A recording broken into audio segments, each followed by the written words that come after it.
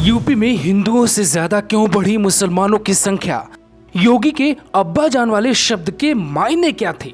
अखिलेश यादव मुस्लिम टोपी क्यों पहन लेते हैं और हिंदुओं के लिए योगी हिंदू हिंदू क्यों कहते हैं? इस बात को समझने के लिए साल 2011 की जनगणना के मुताबिक यूपी की जनसंख्या को समझना पड़ेगा।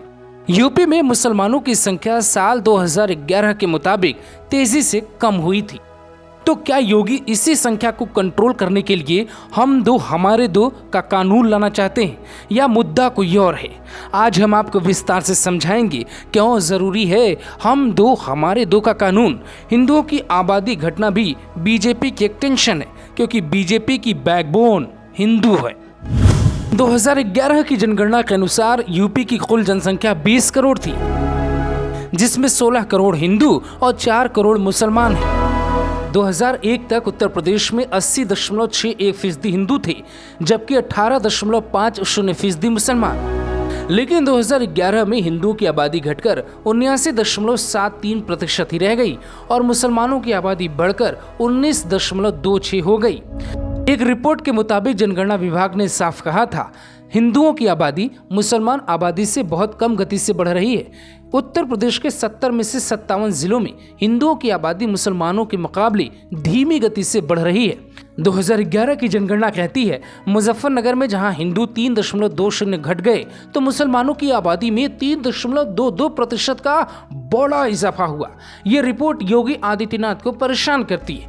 जाहिर है वो दूर की सोच रहे हैं। कैराना, बिजनौर, रामपुर, मुरादाबाद में हिंदुओं की आबादी घटी, जबकि मुसलमानों की आबादी तेजी से बढ़ी। अब आपको वो आंकड़े दिखाते हैं जिन आंकड़ों के आधार पर उत्तर प्रदेश की सियासत तय होती है, जिन आंकड़ों के लिए मुलायम सिंह यादव और अखिलेश यादव टोपी पहनते हैं और जिन आंकड़ों के लिए योगी आदित्यनाथ हमेशा हिंदू हिंदू करते हैं। जिन आंकड़ों के लिए प्रियंका दिल्ली से दौड़ के लखनऊ आती हैं तो उन्हें सिर्फ मुसलमान दिखाई देता है। दरअसल 4 करोड़ के मुसलमानों की आबादी को वोट बैंक में अगर समझे तो क्या समझेंगे? उत्तर प्रदेश के रामपुर में 50.57% मुसलमान हैं। यहाँ आजम खान सांसद हैं। संभल में 50% से ज्यादा मुसलमान हैं। यहाँ सपा के सांसद मुस्लिम नेता हैं। मुरादाबाद में मुसलमानों की संख्या 47.12% है। यहाँ मुस्लिम सांसद हैं। बिजनौर में 43% मुसलमान आबादी है। यहाँ भी हिंदुओं से ज्यादा मुस्लिमों की राजनीति हावी रही है। सहारनपुर में 42% मुसलमान हैं और यहां से मुस्लिम सांसद हैं। मुजफ्फरनगर 42%, जबकि बलरामपुर में 37% मुसलमान हैं।